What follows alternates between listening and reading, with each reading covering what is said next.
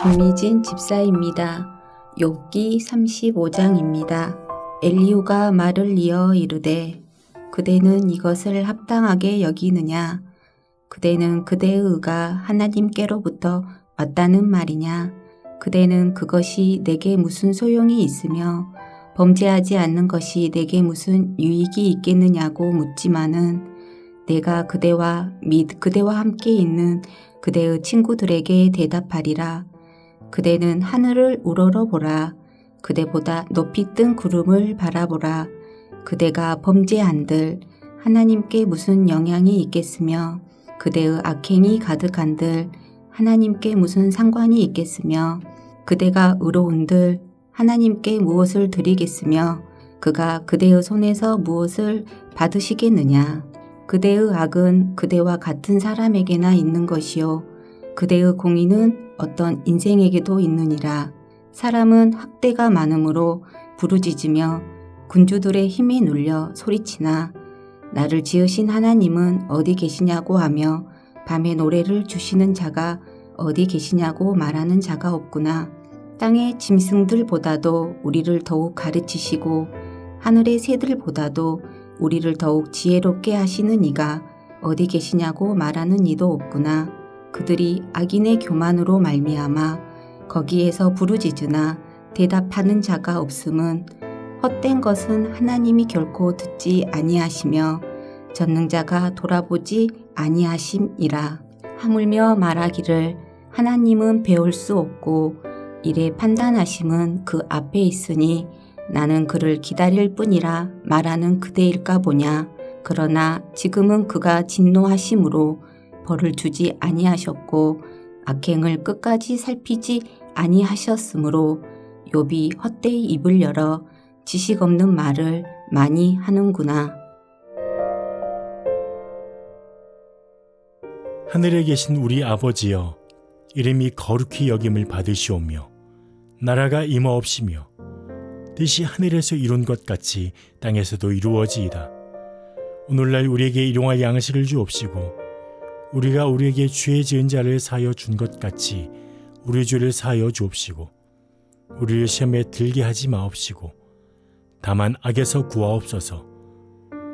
대개 나라와 권세와 영광이 아버지께 영원히 있사옵나이다. 아멘.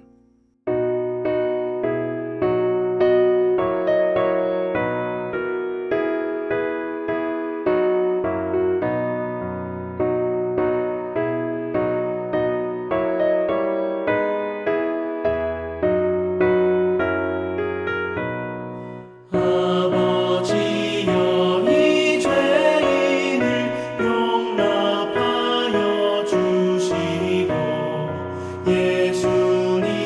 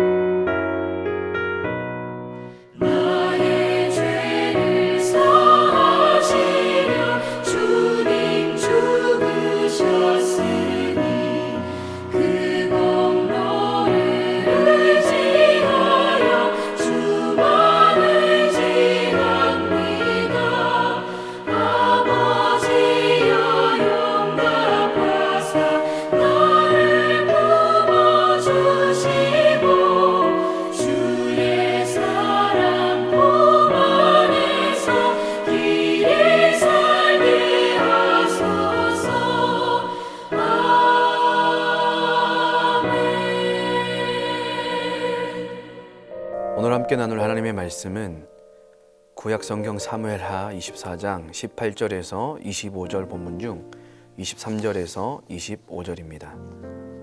왕이여 아라우나가 이것을 다 왕께 드리나이다 하고 또 왕께 아뢰되 왕의 하나님 여호와께서 왕을 기쁘게 받으시길 원하나이다. 왕이 아라우나에게 이르되 그렇지 아니하다. 내가 값을 주고 내게서 살이라. 값없이는 내 하나님 여호와께 번제를 드리지 아니하리라 하고 다윗이 은 50세겔로 타작마당과 소를 사고 그곳에서 여호와를 위하여 제단을 쌓고 번제와 화목제를 드렸더니 이에 여호와께서 그 땅을 위한 기도를 들으심에 이스라엘에게 내리는 재앙이 그쳤더라. 아멘. 오늘도 하나님의 은혜와 복과 평강이 가득하시기를 축복합니다. 사무엘하의 마지막입니다. 그런데 앞서 살펴본 것처럼 사무엘하 22장은 다윗의 승리의 노래, 또 23장은 다윗의 마지막 말과 또 다윗과 함께했던 위대한 용사들을 기록하고 있죠. 그러면서 다윗은 이처럼 하나님을 잘 섬기고 또 용사들과 함께 나라를 잘 다스렸더라 라고 마무리하면 참 좋을 것 같은데 24장을 기록해서 우리에게 주시며 다윗과 이스라엘 백성들의 연약함을 드러내 보여주고 있죠.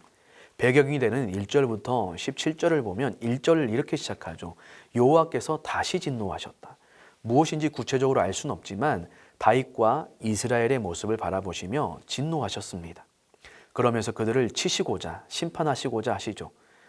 그런데 하나님께서 다윗의 마음을 격동하셨다. 다윗을 격동하셔서 인구조사하게 하셨다라고 합니다. 이것을 볼 때 우리가 오해할 수 있죠. 하나님이 마치 이 제호를 조성하는 분으로 생각할 수 있는데 이것은 문학적이고 수사학적인 표현으로 이해해야 합니다. 쉽게 하나님께서 허용하셨다라고 이해하시면 좋을 것 같습니다. 다윗은 인구조사를 하고자 하고 그래서 요압 장군의 반대에도 불구하고 인구조사를 강행합니다. 그런데 이 인구조사가 무슨 잘못이 있는가? 9절에 보니까 인구조사의 결과 칼을 들고 나가서 담대하게 싸울 수 있는 용사의 숫자를 말하고 있는데 이스라엘에 80만, 유다에는 50만. 그러니까 둘을 합치니까 130만이라는 엄청난 대군의 숫자를 기록하고 있습니다. 그러니까 다윗이 인구조사를 한 목적이 바로 이 군사력을 측정하고 드러내고 싶었다는 것이죠. 다윗은 골리앗과 싸울 때 전쟁이 칼과 창에 달려있는 것이 아니라 만군의 여호와께 달려있습니다라고 하나님을 신뢰했었습니다. 그리고 인생의 우여곡절과 쫓기는 상황 가운데서도 하나님을 바라봤던 왕이었죠. 그런데 하나님이 복과 은혜를 주셔서 치세를 안정케 하시고 부강하게 하셨는데 이제 다윗이 그 하나님이 주신 은혜와 복 가운데 있는 이것을 바라보면서 이 군사력을 측정하고 드러내고 자랑하고 싶고 또한 이것을 의지하고자 하는 마음을 비추고 있는 것이죠.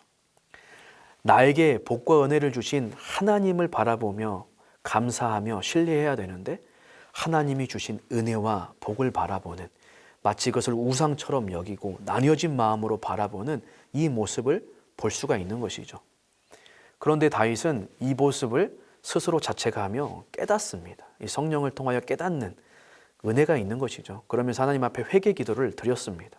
그러자 하나님은 갓선지자를 통하여서 세 가지 심판 가운데 한 가지를 선택하도록 합니다. 7년 동안 기근인지 3개월 동안 원수에게 쫓김을 당하는 것인지 3일 동안 전염병의 심판인지. 그러자 다윗은 이 말 가운데 하나님 앞에 14절에 이렇게 고백하죠. 여호와께서는 긍휼이 크시니 우리가 여호와의 손에 빠지고 내가 사람의 손에 빠지지 아니하기를 원하노라. 하나님의 긍휼하심을 바라보면서 사람의 손이 아닌 하나님의 손의 심판을 받겠습니다. 마치 어떤 심판이든 하나님의 손으로 내리는 심판이라면 제가 받겠습니다라고 고백하고 있죠. 참된 회개의 모습입니다. 15절에 보니까 어떤 심판을 맞이하게 되냐면 이스라엘의 전 영토에 전염병의 심판이 내려서 7만 명이나 되는 엄청난 숫자가 죽임을 당하게 됩니다. 그런데 이 세 가지 심판 중에서 가장 짧은 재앙을 당했다는 것을 알 수가 있죠. 그리고 16절에 이 재앙을 내렸던 이 천사들이 손을 들어 예루살렘을 완전히 멸하려고 할 때 하나님께서 뉘우치시사 돌이키셔서 그들을 멈추게 하셨다라고 말합니다. 그 멈춘 땅이 아라우나의 타작마당이죠. 가장 짧은 재앙 가운데 또 하나님은 진노 중에서라도 이 자비를 베푸시는 것을 우리는 볼 수가 있죠. 그때 이 다윗이 하나님 앞에 이 모습을 바라보면서 17절에 다시 한번 회개 기도를 드립니다. 다윗이 백성을 치는 천사를 보고 곧 여호와께 아뢰어 이르되 나는 범죄하였고 악을 행하였거니와 이 약무리는 무엇을 행하였나이까? 청하건대 주의 손으로 나와 내 아버지의 집을 치소서 하니라. 민족의 대표적인 왕으로서 하나님, 이 약물이, 이 백성들이 무슨 죄가 있습니까? 제 죄 때문이 아닙니까? 저에게 죄가 있습니다. 차라리 저와 우리 집을 치시고 이 백성들을 향한 심판을 멈추시고 용서해 달라고 회개하면서 대속적인 기도를 올려드립니다.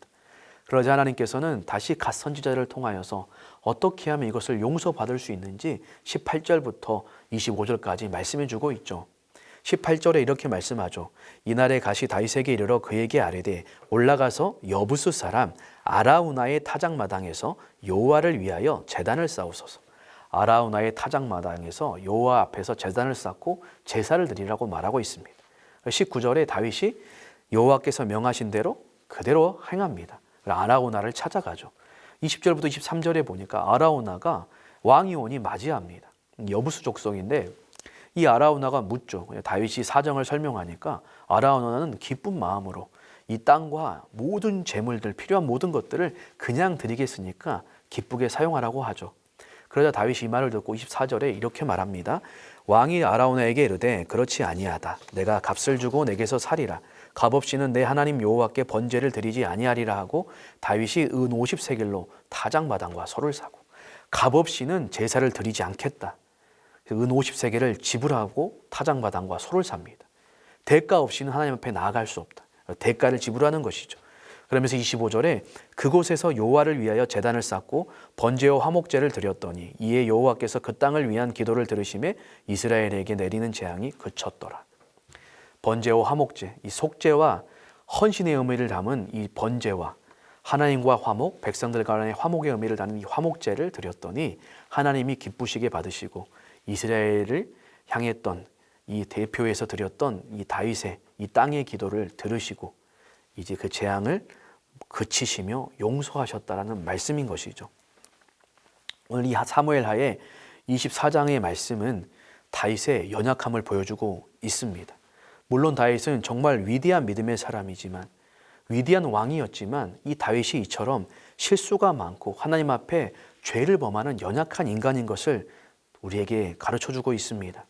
그의 반면에 다윗의 수많은 실패에도 불구하고 이 실수에도 불구하고 하나님께서 이 다윗을 왕으로 세우시고 그 언약을 지켜가시며 왕위를 견고하게 하시며 또한 다윗에게 약속하셨던 그 후손들에 통하여서 그 왕위를 이어가게 하신다라는 것을 대조해서 나타내 보여주고 있습니다. 이 다윗이 인간의 연약함에도 불구하고 그 약속을 기억하시며 신실하게 지키시며 이루어 가시는 하나님. 그래서 이것은 다윗의 스토리가 아니라 그 다윗을 세워가시는 하나님의 스토리임을 강력하게 드러내주고 있습니다. 특별히 우리가 잘 살펴본 것처럼 사무엘서를 보면 사무엘상 1장과 또 24장 이 처음과 끝에 기도를 드러내주고 있습니다. 기도를 통하여서 삶의 문제를 해결하는 하나님의 응답이 있는 것을 나타내 보여주고 있죠.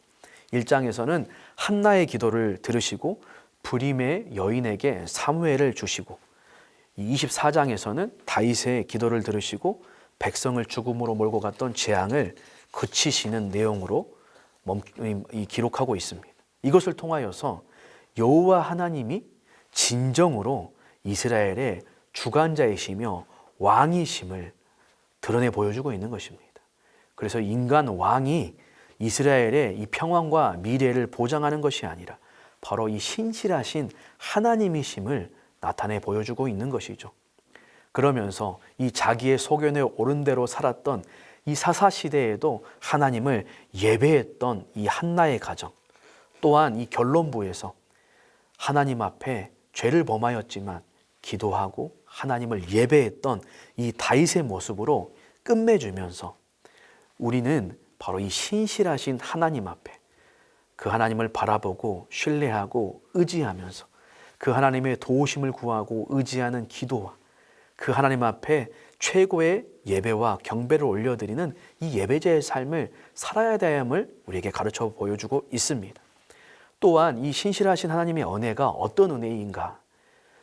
분명히 하나님은 죄의 결과는 사망임을 본문을 통하여서도 보여주십니다. 이 죄의 결과, 이 심판의 결과를 통하여 전염병을 통하여 이 7만 명이 죽게 되죠. 이 죄의 결과는 죽음입니다.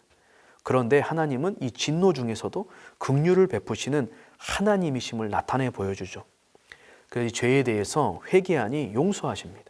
그런데 이 죄에 대한 대가는 반드시 지불돼야 되죠. 그것이 짐승의 제물의 대가였죠. 다윗이 이 대가를 지불하며 하나님 앞에 나아갈 때 하나님이 용서하여 주셨죠. 바로 그 용서가 있었던 이 땅, 이 아라우나의 타작마당은 심판이 멈춘, 이 심판이 있었던 땅이기도 하지만 그 심판이 멈추고 하나님의 은혜와 용서가 머물렀던 장소입니다. 바로 이 심판과 하나님의 은혜의 용서가 있었던 이 아라우나의 타작마당이 바로 그곳에 이 모리아산이 있었죠. 역대하 3장 1절에 보니까 성경은 이렇게 기록합니다. 솔로몬이 예루살렘 모리아산에 여호와의 전 건축하기를 시작하니 그것은 전에 여호와께서 그 아비 다윗에게 나타나신 곳이요 여부스 사람 오르난의 타작마당에 다윗이 정하신 곳이라. 바로 이 아라우나의 타작마당이 있는 이곳에 이 모리아산이 있었고 그곳에 솔로몬이 성전을 건축합니다. 또한 여러분 잘 아는 것처럼 모리아산은 어떤 곳입니까? 천여 년 전에 아브라함이 독자 이삭을 번제로 드리려고 한 곳이죠. 그런데 이 아들 이삭 대신에 하나님이 예비하신 이 순양을 대신 드린 곳입니다. 여러분 바로 이것이 아라우나의 타작마당이 있었던 곳입니다.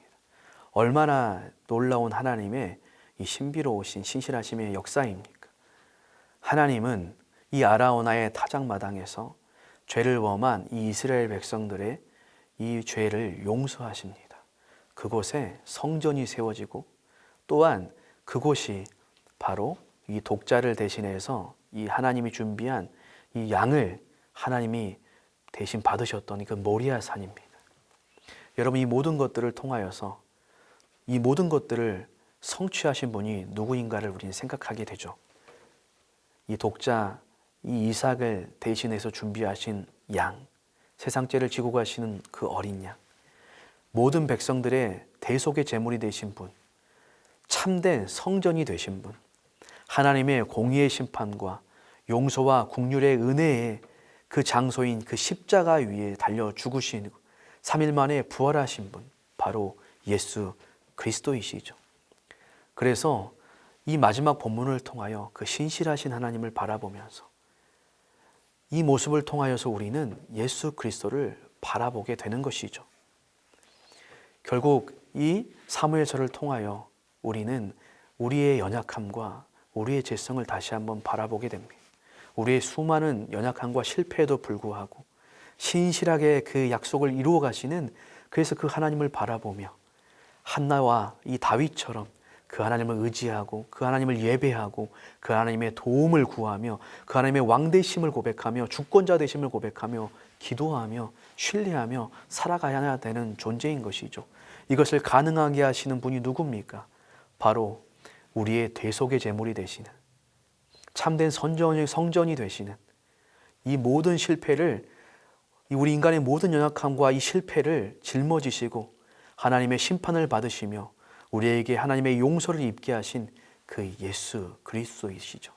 그래서 그 십자가의 은혜, 그 십자가의 사랑을 다시 한번 바라보시면서 그걸 가슴에 깊이 새기면서 우리의 삶을 통하여서 그 십자가의 흔적을 남기는 자의 삶을 살아가기로 결단하는 저와 여러분 될 수 있기를 예수님의 이름으로 축복합니다. 기도합니다. 하나님 아버지, 다윗의 모습을 우리의 모습임을 고백합니다. 우리의 수많은 실패와 실수와 연약함에도 불구하고 하나님은 신실하게 약속을 이루어 가시는 은혜로우신 하나님이셔서 감사합니다. 하나님, 그 하나님을 바라보면서 한나와 다윗처럼 그 하나님을 향한 신앙의 고백으로 기도하고 하나님 앞에 참되게 예배하는 저희들 되게 하여 주옵소서.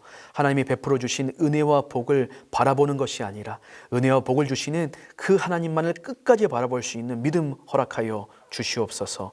하나님, 타작마당이 아라우나가 하나님 모리아 산이 있는 예루살렘이며 그곳에서 정말 아브라함의 이 독자를 대신하는 하나님 준비하신 그 양, 또한 그곳에 성전을 세우시되 참된 성전이 되시는 그분, 하나님 모든 대속의 제물을 되셔서 하나님의 심판과 은혜를 십자가에서 완성하신 예수 그리스도, 그분을 바라보게 하시고 그분을 우리 가운데 보내주시며 그분을 믿고 하나님의 자녀가 되게 하여 주시니 감사합니다.